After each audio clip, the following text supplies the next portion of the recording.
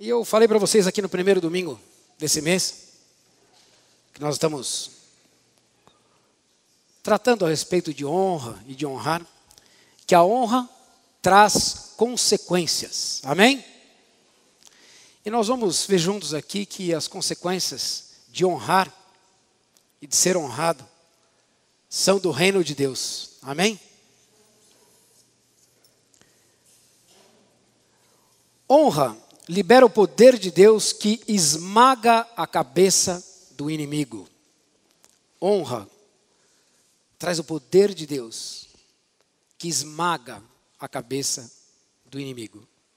E deixa eu só esclarecer uma coisa para vocês. Esqueçam a altura do tablado, do palco, mas só com uma figura de ilustração. O lugar de honra não é embaixo. O lugar de honra é no alto. O lugar de Satanás não é aqui em cima, não é na altura da sua vida. O lugar de Satanás é lá embaixo, é aqui embaixo, esmagado, embaixo dos seus pés, em nome de Jesus. Amém? Há um versículo em Romanos 16, 19 e 20, eu coloquei aqui. O Vlad não vai poder porque eu estou colocando, dá para vocês lerem, a letra está pequena, mas eu vou fazer uma coisa maior. Vlad, acho que não vai dar para ler. A letra acho que é pequena, não é a letra, pastor? Dá para ver? Dá para ver? Dá? Diz lá, contudo, todos têm conhecido da vossa obediência, isso é Paulo aos Romanos, né? Por isso, alegro-me sobremaneira. Entretanto, quero que sejais sábios em relação a tudo que é bom, mas puros quanto ao que tem aparência maligna. E, sem demora, o Deus da paz esmagará Satanás debaixo dos vossos pés. Eu acho que vocês não entenderam o tamanho do que isso libera. Eu vou repetir outra vez, amém? Contudo, todos têm conhecimento da vossa obediência. Por isso, alegro-me sobremaneira. Entretanto, quero que sejais sábios em relação a tudo que é bom, mas puro quanto ao que tem aparência maligna. E, sem demora, o Deus da paz esmagará Satanás debaixo dos vossos pés. Amém? Aleluia, glória a Deus. O reino de Deus, ele é honrado, e muito honrado. Deus Pai nos honrou com o sacrifício do seu próprio Filho. É pouca honra? Eu e você, nós fomos honrados com o sacrifício do unigênito de Deus, Jesus. Ele entregou a sua vida por mim e por você, para que nós pudéssemos ser honrados. E agora não funcionou, é claro, mas agora vai.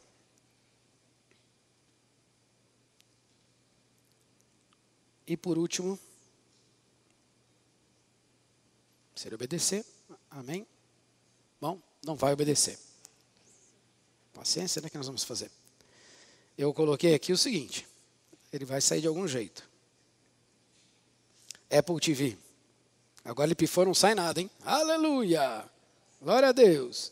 Jesus é um Deus de honra que esmagou o poder do mal e da morte.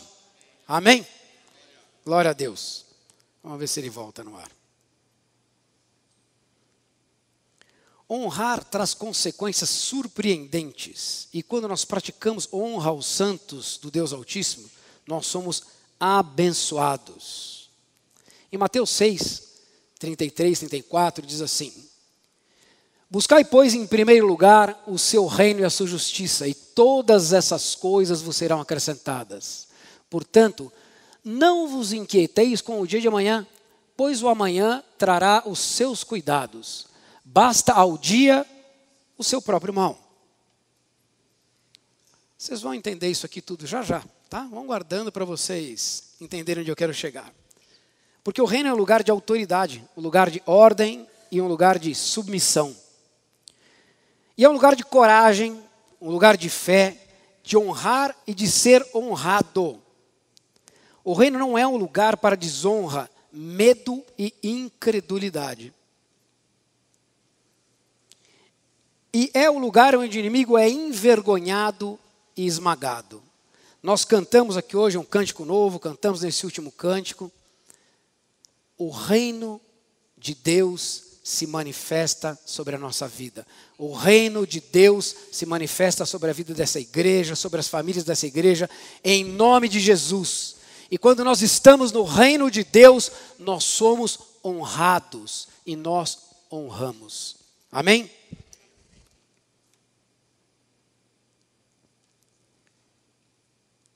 Eu peguei um exemplo. Eu não sei se vocês se lembram sempre dessa pessoa. Mas é interessante porque algumas vezes nós pensamos que os nossos exemplos não são levados em conta. Mas deixa eu fazer um alerta para você. Tanto os bons quanto os maus, esse fio aqui, pastor, ele é uma bênção, uma bênção.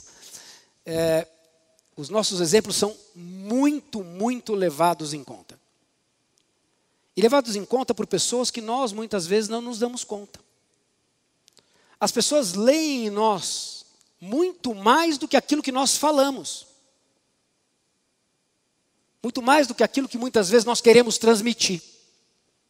As pessoas leem em nós esse comportamento de reino. E a maneira como nós agimos, como nós lidamos com as situações, principalmente as situações de adversidade, como nós lidamos em relação às tentativas do inimigo, de nos desalinhar da vontade de Deus, de sufocar a nossa fé, de colocar em descrédito o amor de Deus.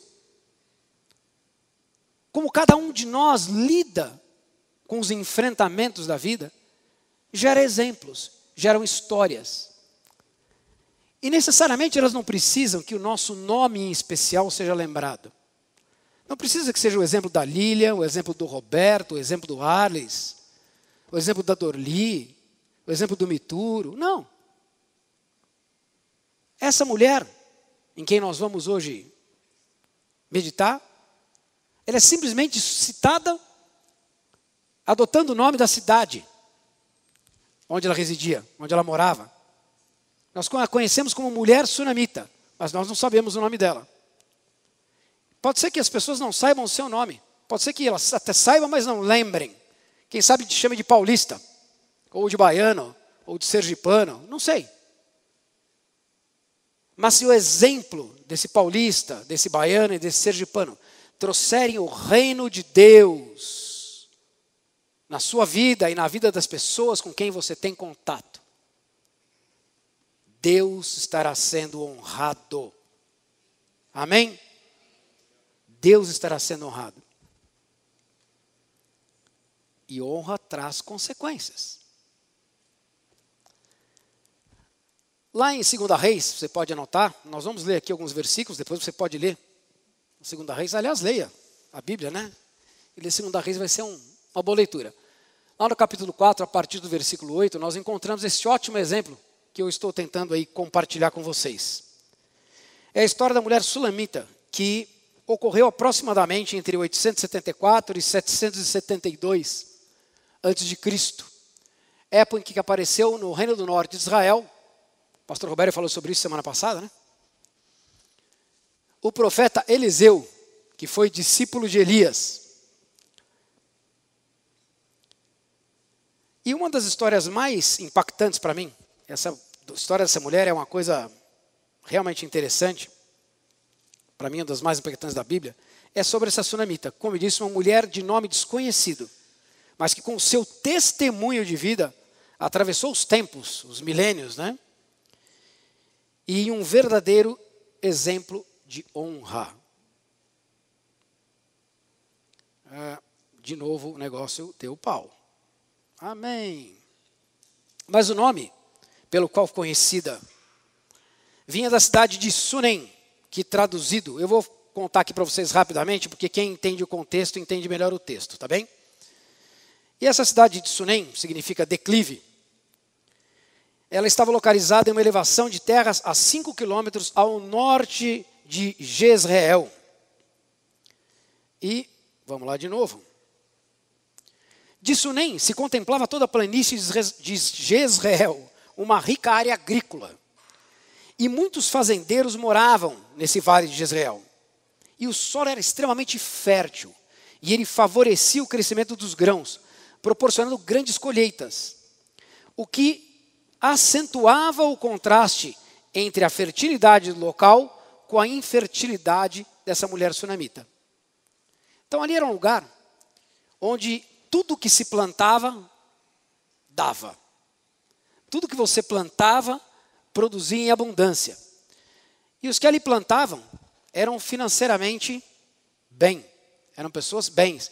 Esta mulher sunamita, a Bíblia diz que era uma pessoa rica, era uma pessoa de posses. Uma pessoa que tinha posses, tinha dinheiro. Provavelmente fruto dessa agricultura farta. Mas apesar de toda a terra fértil, e apesar de toda a fertilidade financeira que ela tinha, ela era infértil. E ela não tinha filhos. Vocês lembram dessa história? Quem conhece essa história? Levanta sua mão. Então a mulher sunamita, ela era infértil. E ela não tinha filhos. E o profeta Eliseu, exercendo o seu ministério, ele saía frequentemente de sua casa em Samaria e percorria cerca de 56 quilômetros para chegar ao Monte Carmel, local de seu retiro espiritual, onde ele se dedicava à oração, buscando a direção de Deus. Era uma viagem longa e cansativa. Eram 56 quilômetros a pé. Hoje tem esses reloginhos, né, que medem, os telefones medem quanto tempo você anda. Você já tentou andar 56 quilômetros todos os dias? Não. Eu vou falar para vocês que eu corro bastante, eu corro há 30 anos. Meus 2 joelhos são vítimas disso, tem cirurgias. Mas o meu correr bastante, eu corro por semana 36, 38 quilômetros. Por semana. Nós estamos falando em 56 quilômetros andando, quase que diariamente. Tá bem? É 56 para ir, 56 para voltar. Né? E Eliseu e o seu discípulo, o Geazi, eles caminhavam isso tudo. E eles gastavam muitas energias nisso. Até porque eles tinham que subir 525 metros também, né? Era andando em subida. E sempre passavam por Sunem. E a sunamita certamente observava, meio que de longe, né? Ainda de longe, o profeta e seu discípulo, que estavam constantemente em peregrinação por aquelas terras para buscar a Deus. Você pode dizer, puxa, ele podia orar mais perto, não podia? Parênteses. Pastor Roberto e a Mari estão aí promovendo um relógio de oração e alguns têm sido incumbidos de vir orar aqui no templo, né, na sala de oração. E o que eu mais ouço é, por que eu não posso orar em casa? Porque Deus orientou que nós vamos olhar na sala de oração, aqui na igreja. Você podia orar em casa? Podia. O profeta podia orar em casa? Podia. Mas ele fazia o quê? Andava 56 quilômetros. Então, se você pega um pouco de trânsito e vem aqui no seu horário de oração, saiba que você tem bons companheiros que te antecederam nessa jornada. Amém? Sinta-se fortalecido em nome de Jesus. E esse interesse da sunamita é bom porque ele traz para nós aqui algo interessante. Ela enxergou uma coisa que outras pessoas que estavam ali provavelmente não viram. É claro que ele passava diante de pessoas e não de uma pessoa. Ele passava ali constantemente. E como alguém que vem orar aqui na igreja passa diante de alguns, ou até de muitos, ele passava ali diante de pessoas da cidade de Sunem.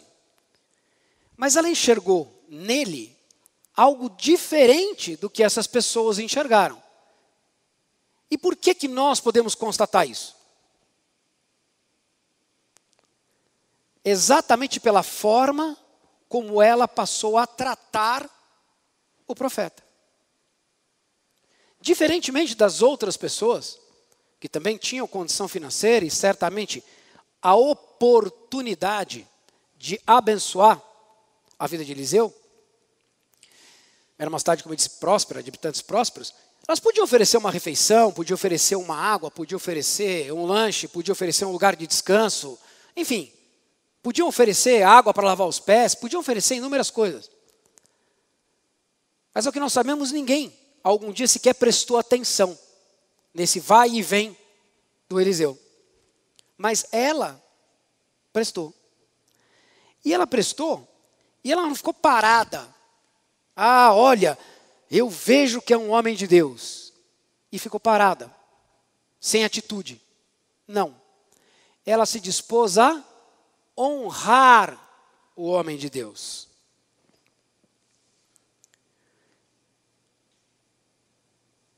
Princípio número 1. Quem busca o reino não fica por aí de bobeira. Ao contrário, tem olhos e ouvidos bem atentos e treinados. Eu falo isso por quê? Porque muitas vezes nós estamos por aí de bobeira. De bobeira mesmo. E Deus passa diante de nós pessoas e situações extremamente valiosas e importantes. Mas nós não estamos com os olhos e os ouvidos treinados, atentos para aquilo que é do reino. E sabe por quê? Porque nós, na maior parte do tempo, estamos invertidos, buscando as coisas que deviam ser acrescentadas. As que deviam ser acrescentadas vêm em primeiro lugar. E eu falo por mim. Todo mundo aqui tem que botar comida na mesa. E quando as coisas estão difíceis, mais preocupado com a comida na mesa você fica. E nós dizemos, é natural. Mas é justamente natural que nós não queremos ser. Porque se eu me preocupar, eu tomo o lugar de Deus nessa história.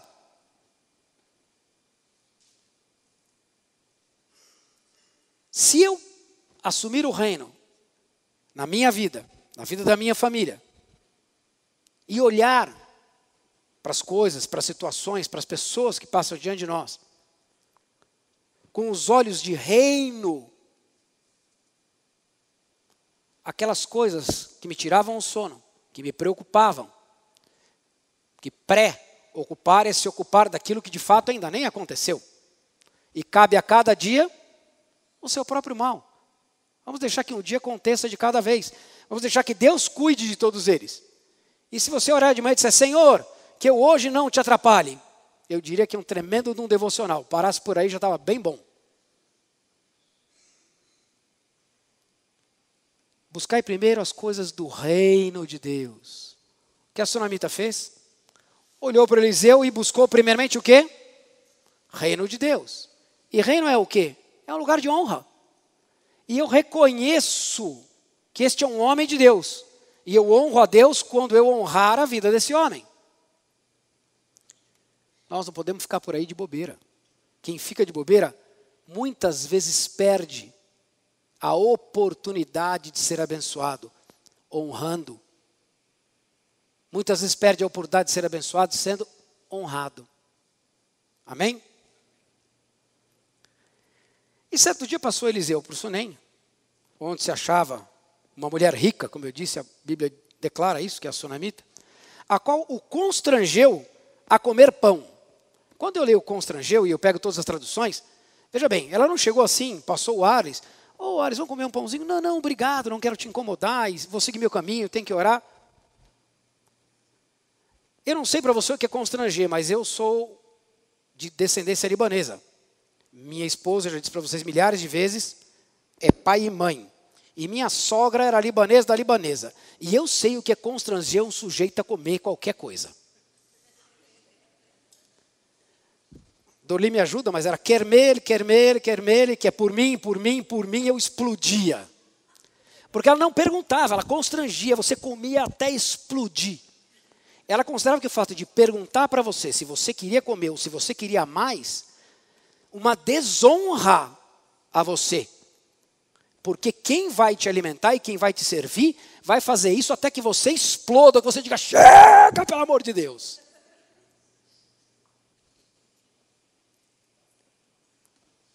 Como nós árabes somos orientais, dá para entender um pouco mais essa realidade que nós estamos falando aqui. Essa mulher constrangiu. Vem cá, profeta. E entuchou pão no cara até não poder mais. E ela disse para o seu marido, vejo que este que passa sempre por nós é santo homem de Deus.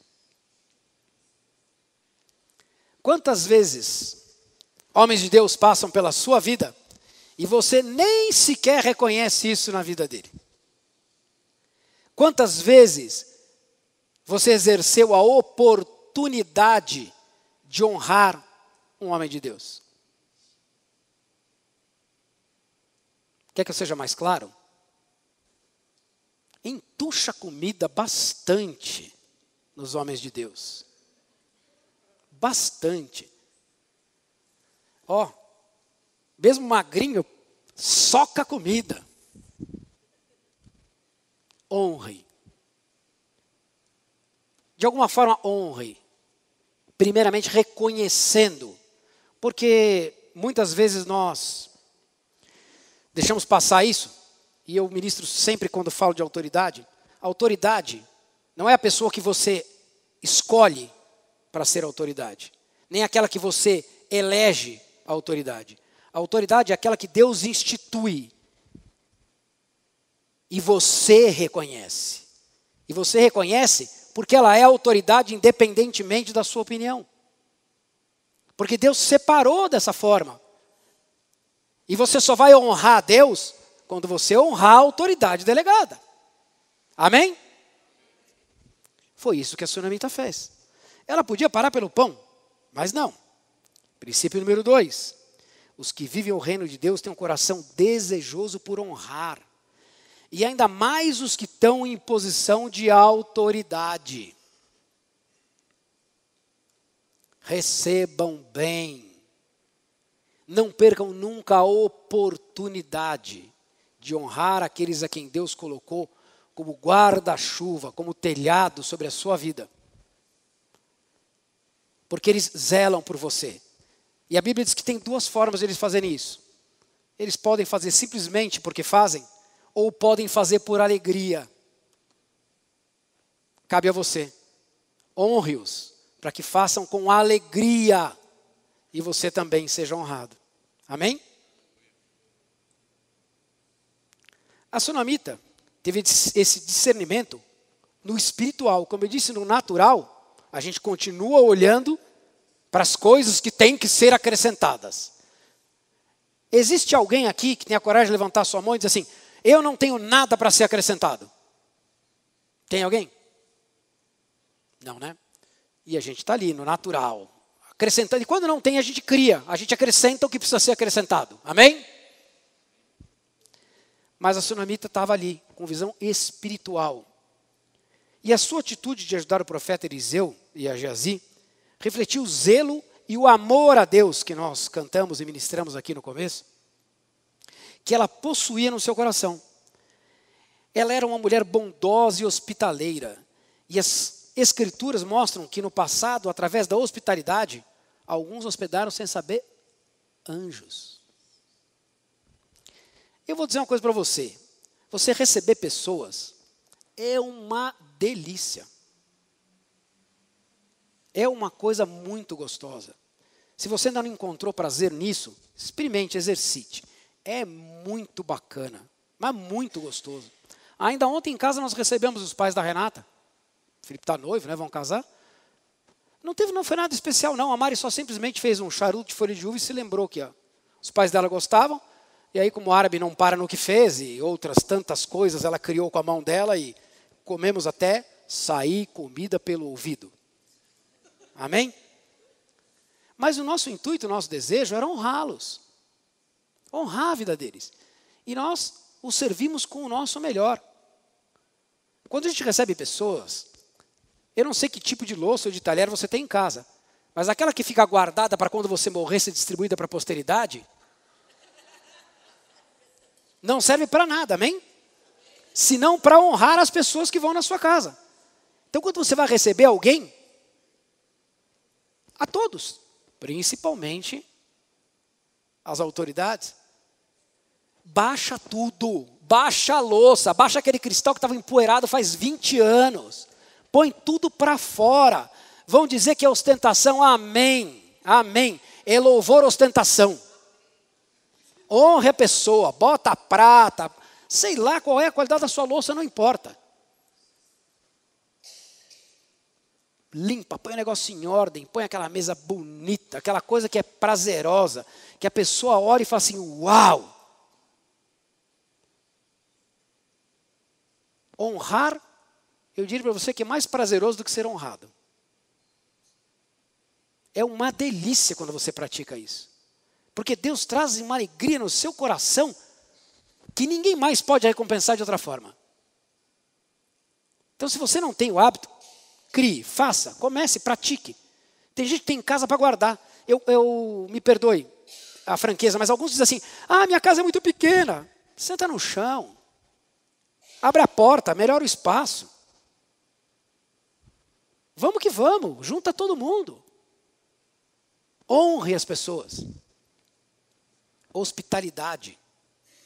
Princípio número 3, hospitalidade é uma excelente oportunidade para se manifestar honra, para praticar honra. Seja hospitaleiro, receba as pessoas, tá bem?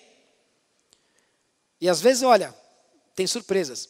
Eu lembro, esse amigo, teu pastor Marquinhos, Ministério Nova Vida, lá em Autônia, lugar pobre para chuchu, no começo da igreja, a casa onde ele morava é aquelas de madeira com vãozão assim no meio. Subia um vento ali quando está gelado que ninguém aguenta. Já prosperou, graças ao Senhor. Deus honrou. E ele tem uma coisa bem mais bacana. Muito mais bacana. Mas enfim, era isso. E eram 2 quartos. O outro quarto, não precisa dizer que era quarto. A cozinha era na sala. E o quarto era do casal e o outro era do filho do Israel, que é uma coisinha... Mal cabia o bebê lá, né? E aí ele recebeu um pastor bastante conhecido, né? Um sujeito honrado do Senhor, um general do exército aí, que foi lá ministrar na igreja dele. E ele foi no seminário da cidade e reservou um quarto, que o único lugar decente na cidade era o seminário americano. Ele reservou lá uma suíte, botou fruta, fizeram do melhor. Fruta, e limparam o quarto todo, a Marcela esfregou o quarto, ela pegou o melhor lençol, engomou e fez um negócio espetacular pro profeta ir lá dormir. O quarto do profeta, igual o da Sunamita. Fez o quarto do profeta, não podia fazer em casa porque não tinha como. Ela achou que botar em casa era uma desonra, não tinha nem onde. Terminado todas as tarefas do sábado, o jeito que passou o fim de semana lá, terminadas as tarefas do sábado, vira o outro todo pomposo, né, Marquinhos, e diz para o sujeito, olha, vou te levar lá então, que eu reservei um quarto no seminário para você descansar, você deve estar cansado e tal. Ele olha bem, olha em volta, um cara de 1,95 m de altura, olha bem em volta e diz assim, olha, eu não vou ficar aqui com vocês, eu queria tanto ficar com vocês, eu vim aqui para honrá-los, para compartilhar com vocês, eu queria ter a oportunidade de orar enquanto vocês dormem, eu queria zelar pelo sono de vocês, queria aqui acordar, tomar um café da manhã juntos, eu vim aqui para isso, para essa interação. Eu não podia ficar por aqui? A Marcela, ela é preta azul, negra azul mesmo. Ela ficou rosada, sem graça. E agora o que eu faço? E corre e se vira, mas o que eu vou fazer? Aí mostraram um colchãozinho, sabe aquele colchão que é melhor dormir sem do que com? Esticaram o colchãozinho para ele no chão. E o cara dormiu com os pés para fora do colchão. E aquela coberta que não serve, se cobre o pé, não serve a cabeça. E os vãozão desse tamanho e o vento na orelha desse jeito. E os dois que eles não dormiram aquela noite preocupados com o bem-estar do hóspede. E o cara levantou no outro dia todo cheio de alegria e disposição. E abençoando a vida da casa e do filho e tudo. Feliz da vida porque ele dormiu no chão, vai entender. Honra gera consequências. E algumas delas inesperadas, viu? Então você não precisa ter uma coisa muito bacana. Porque algumas vezes pensando no bacana, a gente não honra a pessoa do jeito que deveria ser honrada. Amém? Então hospitalidade é uma excelente oportunidade. E ela entendia que ter o homem de Deus em sua casa representava uma oportunidade bem maior de contato com o espiritual. E para ela fazer o bem ao homem de Deus, era como se estivesse honrando ao próprio Deus. E aí o que ela faz? Então a Sunamita, em uma atitude de amor para com Deus e a sua autoridade, o profeta Eliseu, pediu a seu marido que construísse um quarto na parte superior da sua casa, onde poderia abrigar Eliseu. E o acesso era feito pela uma escada lateral, porque o quarto era no alto. E por que era no alto? porque ali era quente pra dedéu. E no alto, o eirado era o lugarzinho mais fresco. Então aí o cara podia ficar mais longe do barulho, mais reservado, com uma entrada própria, entrava e saía quando queria, e estava na chamada cobertura. Nunca ouviram falar que quanto mais alto, mais caro? Fizeram uma cobertura para o Eliseu ficou entrando uma cobertura na casa do sunamita, que devia ser uma casa bacana. Ela era rica. E ele tinha lá um lugar para ele, o chamado quarto do profeta. Amém? Então, se você não pode fazer fisicamente o quarto do profeta, abra na sua casa um espaço espiritual para o quarto do profeta, em nome de Jesus. Convide lá de vez em quando para estar contigo, orar pela sua casa, abençoar com a sua presença na sua vida.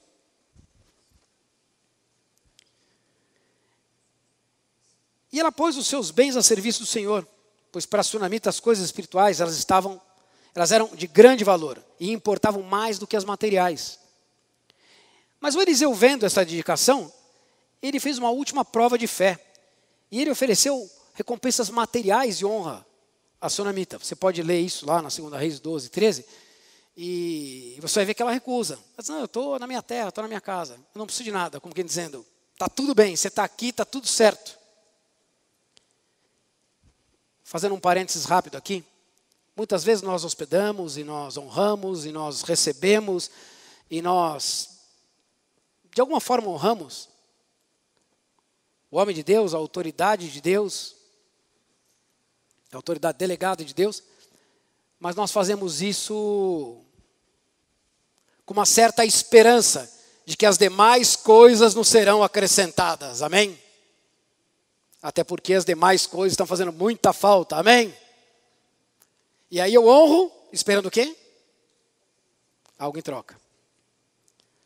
Quarto princípio. Honrar a Deus com seus bens e posses não é um esquema de barganha. Sabe o americano? Help me, help you. Me ajuda a te ajudar. Me favorece que eu te dou um jeito. Isto não é reino de Deus. Isto não é honra. Porque quem honra tem alegria em honrar. E as demais coisas são consequências naturais daqueles que vivem no reino de Deus. Amém? Então Eliseu falou, olha, peraí, nós vamos ver uma outra coisa para fazer. Porque eu quero de fato abençoar a vida dessa mulher. Eu sinto de Deus no coração a disposição de abençoar a vida dela. E ele pergunta para o discípulo dele, para o Geazi, o que nós podemos fazer? Ela fala, olha, essa mulher é estéril, ela nunca teve filhos. E você podia orar por ela. Porque era uma coisa que ela desejava, que ela guardava no coração. Não é? O desejo de ter filhos, de ter uma casa, um lar, uma família completa. Olha, eu tenho bens, eu tenho um bom marido, mas filhos, não é? Eu queria engravidar. E um ano depois, essa mulher tem um filho. E agora a casa se encheu do calor, do sorriso de uma criança, né? Quem tem criança em casa sabe que isso é uma maravilha. Os que já são vovôs, né, Roberto? Aí, então, o Roberto tem filho morando no prédio inteiro. Ele tomou o prédio dele de assalto. Todos os filhos moram no prédio, e aí todos os netos despencam lá. Ele tomou de assalto o prédio. Chama Prédio Botorim. Mudou o nome do prédio lá, agora. Então, uma família completa e feliz, né? Agora, se a gente entender o contexto, mais uma vez o texto fica melhor. Em Israel, um filho era considerado a maior bênção e a maior alegria que um pai e uma mãe podiam alcançar. E apesar de ricos, sem filhos, eles eram vistos pela sociedade como fracassados. E a mulher que não tinha filhos, ela ficava profundamente envergonhada na sociedade. Envergonhada mesmo. Tanto que a lei judaica dava o direito para o marido de se divorciar dela. Porque ele não teve a oportunidade de perpetuar o seu nome, o seu sobrenome, a sua consanguinidade. Imagina então como ela se sentia. Que tipo de presente ela recebeu. Além da alegria de toda mãe de poder gerar uma outra vida, ainda existia toda essa pressão da sociedade em volta dela, e do marido que mesmo não falando nada, no inconsciente dela, ela se sentia desonrada. Ela se sentia desonrada. Mas isso tudo agora estava superado. Por quê? Porque o profeta a honrou e abençoou e liberou o poder de Deus. E tinha dado a ela o presente perfeito, o presente que ela realmente desejava. Honrar a Deus através da sua autoridade delegada traz consequências.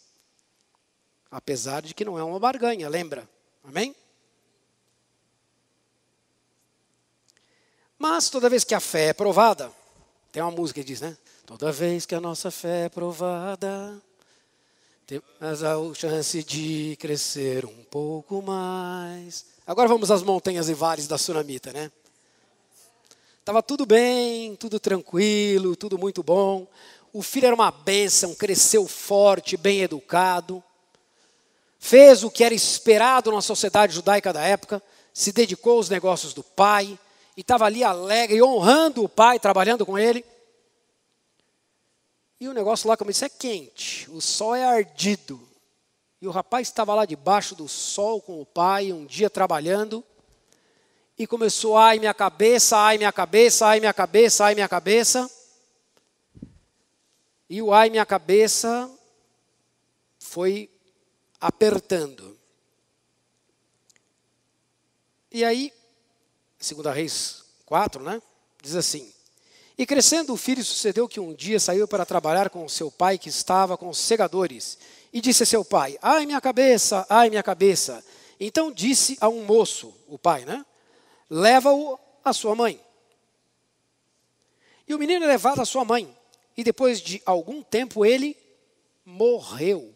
Será se ele teve um AVC? Não tinha nenhum médico presente aqui para relatar, né? Nós não estávamos com Lucas lá para poder fazer uma escrita moderna, histórica e do ponto de vista de um médico, né? E depois de algum tempo ele morre. E são momentos terríveis. Imagina você, o luto dessa mulher. Depois desse tempo todo, depois de todas as coisas, depois de todos os sonhos. Mas independentemente de toda a dificuldade de ser infértil, nenhum pai foi preparado para perder um filho. Isso não é natural na vida. Eu nem posso imaginar o que isso representa. Não tenho a menor ideia e em nome de Jesus não quero ter. Porque isso é uma coisa, se não a pior, é a pior que pode acontecer. E morreu o filho da mulher fazendo o que era comum a todos os jovens da idade dele, todos os jovens honrados, trabalhando com o pai na lida. Teve um AVC, uma insolação, não sei, mas ele morreu. E o sonho da mulher estava ali morto no colo dela. O calor da alegria virou o gelado da morte. Mas a honra pisa a cabeça do diabo. Amém? A honra pisa a cabeça de Satanás. E essa mulher honrou a Deus. E honrou a sua autoridade delegada. Mas honrar é viver com os olhos no reino, no sobrenatural, manifestar fé, crer que o impossível é possível para Deus. Porque ela podia se resignar, recolher a criança, chamar a família, chorar e enterrar. Mas ela não, de jeito nenhum. Eu vou atrás. Eu estou sofrendo essas coisas, diz Paulo aos Timóteos, no 2 Timóteos, e eu amo essa passagem, porque ele diz assim, eu estou sofrendo essas coisas, todavia não me envergonho, porque sei em quem tenho crido, e estou certo de que Ele é poderoso para guardar o meu depósito até aquele dia. Pergunte para a pessoa que está ao seu lado, você sabe em quem você tem crido? Isso faz toda a diferença. Isso faz toda a diferença. Quando eu sei em quem eu creio e que Ele é poderoso para fazer infinitamente mais. Quando Ele é, e eu sei, o Deus do impossível, eu entendo que homens de Deus não estão na minha vida por acaso. E eu recorro a Deus através deles. E ela foi lá, e nós sabemos que ela era boa de insistência. E a sunamita, movida pelo Espírito, deitou o filho aonde? Podia deitar em tanto lugar, né? Só quando a gente se move no espiritual, as coisas são diferentes, né? O Ares relata na quarta-feira que acontecem coisas aqui que só Deus não duvida. Amém? E ela deitou o rapaz lá na cama do profeta. E foi atrás do profeta. Insistente que era. Chegou lá no profeta, se jogou nos pés dele, se humilhou e meu filho morreu e você pode salvá-lo. Mas o que o profeta fez? Eliseu mandou o seu discípulo. Ele mandou lá o Geazi. Agora, pastores presentes, levante a sua mãozinha aqui para mim, por favor. Pastores presentes, pastor Roberto, levanta sua mãozinha aí. Aleluia, pastor Roberto. Agora eu vou puxar a nossa orelha, amém? O discípulo não é maior do que o seu mestre. Ele foi lá, levou o bordão, levou lá o cajado do Eliseu e pimba no garoto. O garoto levantou? Não, né? O garoto não levantou. Sexto princípio. Há tarefas que não podem ser delegadas. Para mim, para você, Mari, Robério, Otávio, cadê o Otávio? Aí, tem coisa, meu querido, não dá para delegar. Não tem jeito. Deus nos deu a incumbência, nos confiou a função. Nós vamos ter que fazer. Podemos ensinar e devemos ensinar, né, pastor Eli? Temos que ensinar. Mas certas coisas, a responsabilidade está sobre nós. Tanto é que, honrando mais uma vez o profeta, e nós honramos a Deus quando cumprimos nosso ministério e exercemos os dons que Ele nos tem confiado. Então você que está aí hoje, podendo ministrar a sua mesa, facilitar a sua mesa, você está sendo honrado e tendo a oportunidade de honrar outros, porque você está exercendo dons que Deus tem confiado à sua vida. Amém? Não adianta a gente se abastecer e não distribuir, porque não tem como encher de novo. E nós sabemos que a partir daí Eliseu vai até lá e ele deita no menino morto. Isso para mim é uma coisa completamente maluca. Deus só age de jeito maluco. Alguém já foi aqui num enterro judaico? Um judeu que morreu, você foi? Só eu? 2. No cemitério judeu tem torneira para todos os lados, certo, irmã? Por quê? Porque o morto, ele é imundo. O morto judeu ele é enterrado num caixão que é padrão para todos, ele não tem nenhum atrativo. O caixão não é aberto, o morto é lavado pelos rabinos que estão ali para essa função, enrolado num lençol branco, como foi Jesus, põe no caixão, fecha e enterra. E você que não tem contato nenhum com o morto, mas vai no cemitério, pisa no solo do cemitério, ao sair do cemitério, eu acho que não lava o pé porque ninguém quer ficar descalço, mas todos lavam as mãos. É todo mundo em torneiras, várias torneiras lavando a mão, porque é lugar imundo. Então o judeu não vai tocar em lugar imundo, e Eliseu, o profeta, não vai para lugar imundo. Mas Deus age de formas e maneiras que não nos cabe juízo. Ele podia chegar, levanta em nome de Jesus. Não, em nome de Jesus no caso aqui talvez não, mas ele podia falar, levanta em nome de Deus. Ou dá com o cajado nas costas do menino e fala, agora tosse. Mas Deus faz uma coisa interessante. Honrar, muitas vezes passa por humilhar-se. E não deve ter sido fácil para ele, judeu, profeta, deitar em cima do morto. Porque para mim, que não sou judeu, não seria nada agradável deitar em cima de alguém morto. Ou alguém aqui gostaria da tarefa. E ele deita em cima do morto. Ou maneira estranha de resolver essa questão. Mas Deus disse, talvez, não sei, esse é o meu pensamento, tá? Não estou aqui criando nada, nem querendo incutir nada, é só o meu pensamento. Você não quis ir lá? Mandou o discípulo? Agora resolve, só que agora você vai resolver de uma maneira um pouquinho mais difícil. Você vai deitar no cara, e o cara está morto. Tá bom para você? Vamos ver se você entende que exercer o seu ministério é uma ótima oportunidade de honrar. E deitou no menino. E nós sabemos que o menino ressuscitou. O poder de Deus se manifesta na fé da mulher sunamita e no exercício de obediência da prática do ministério de Eliseu. Agora, para vocês que estão aí na mesa, ou para vocês que estão nas mesas, para vocês que vão agora ter um tempo juntos, de orarem, de compartilharem, sobre tudo aquilo que foi ministrado, mas essas coisinhas. Porque eu sei que tem muita gente com os sonhos morrendo, tem gente que perdeu tanta coisa na vida e chega até aqui sem nem saber como, nem sei como é que eu cheguei aqui, nem sei como eu estou aqui.